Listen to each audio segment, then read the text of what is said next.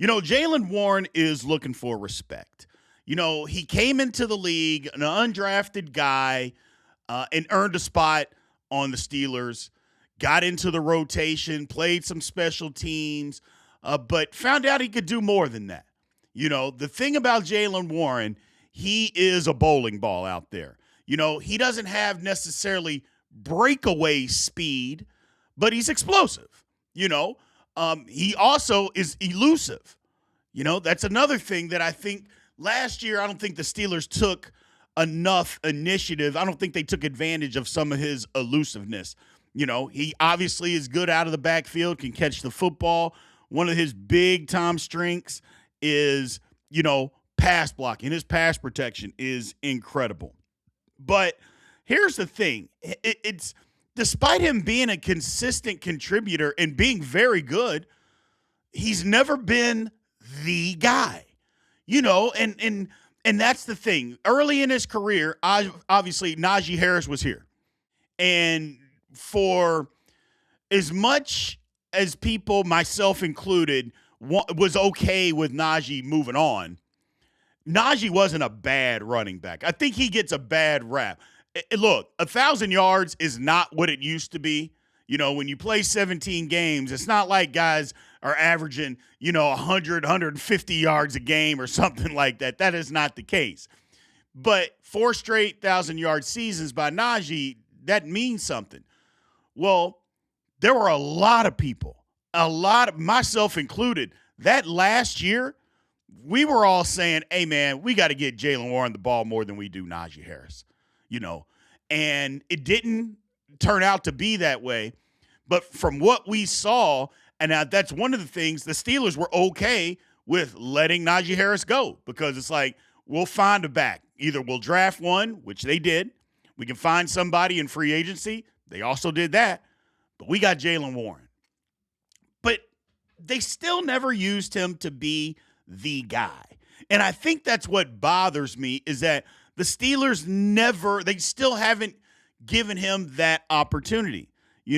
What it makes him different, kind of what I talked to you guys about, his running style. He's physical. I know he's short, but don't confuse short with being small. He's not a small dude, just a short dude.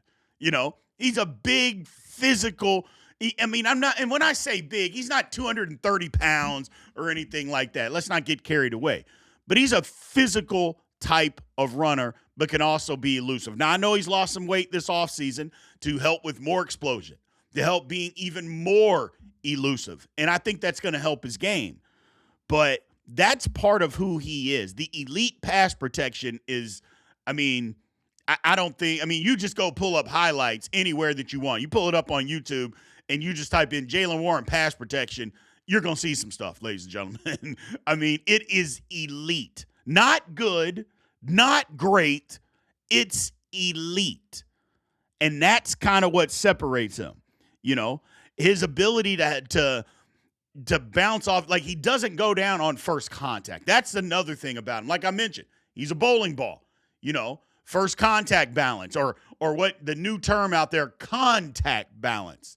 He's got a lot of that, ladies and gentlemen. Doesn't go down on the first hit. It's tough to tackle this young man.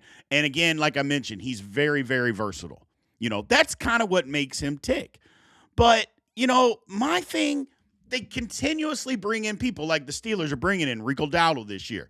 Now, I don't think that's a bad thing. Before anybody goes off and say, well, Big B, you've been praising Rico Dowdle, the acquisition of him. I have. I think it's good. I don't even think it's good. I think it's a great acquisition.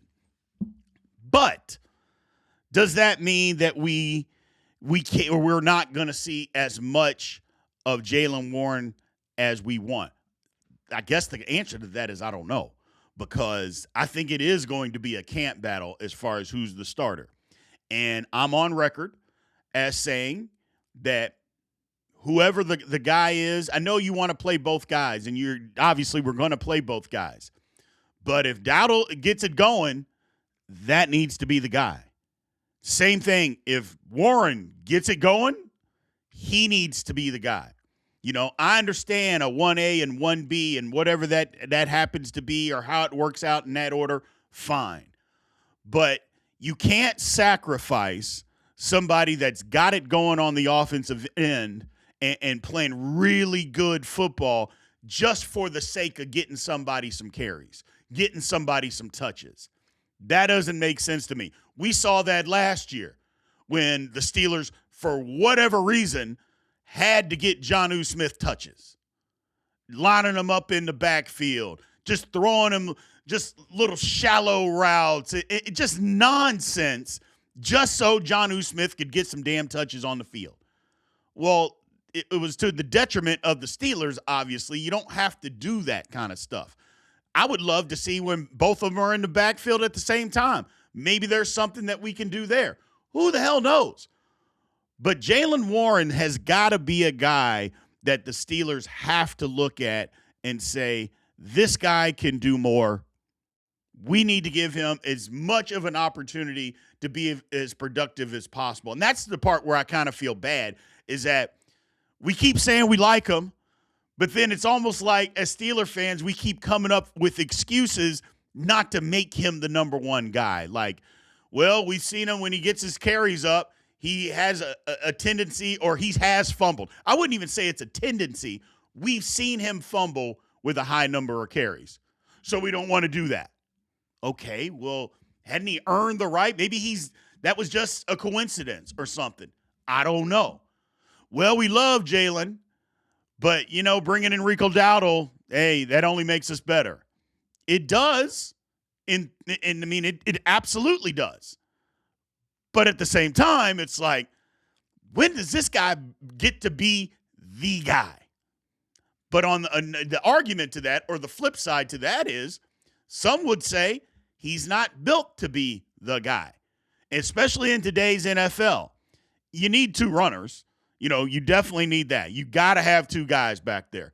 It didn't used to be that way. And if we're being honest, I'm not sure it has to be that way. You can have your main guy and then just have another guy that comes in and gives them a spell from time to time. I heard that from Marshall Faulk. If you ever heard Marshall Faulk interview when he's talking about running backs, he said he never wanted to go out of the game because he didn't want anybody to see that his backup was good. Because if the backup's good, then maybe they don't need you or have to pay you as much. So I don't know if you necessarily have to do that in today's day and age. They just choose to do that, which, okay, it's neither here nor there. But is Jaylen going to get an opportunity to be that guy? I don't know. Like I said, he's got competition. Hell, he's got competition just to be the starter in Pittsburgh this year. But the one thing I know for a fact, the Steelers are not a better football team if he's not on it, ladies and gentlemen.